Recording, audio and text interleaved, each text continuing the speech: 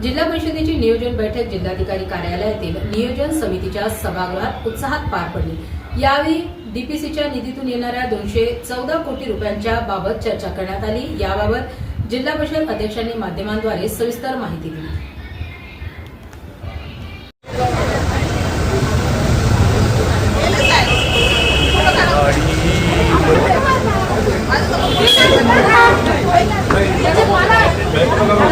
करण्यात आलेली होती आणि आपण बघतात की सर्व सन्माननीय आमचे उपाध्यक्ष महोदय आहेत, सभापती आहेत, सदस्य आहेत, सीओ मॅडम आहेत, आदरणीय ॲडिशनल सीओ सर आहेत, सर्व सदस्य आणि एचओडी या ठिकाणी उपस्थित आहेत। यामध्ये एकच विषय होता, तो म्हणजे जिल्हा वार्षिक योजना जे डीपीसी आपण म्हणतो, सर्वसाधारण 2026-27 या निधीचं नियोजन करण्याचा विषय होता।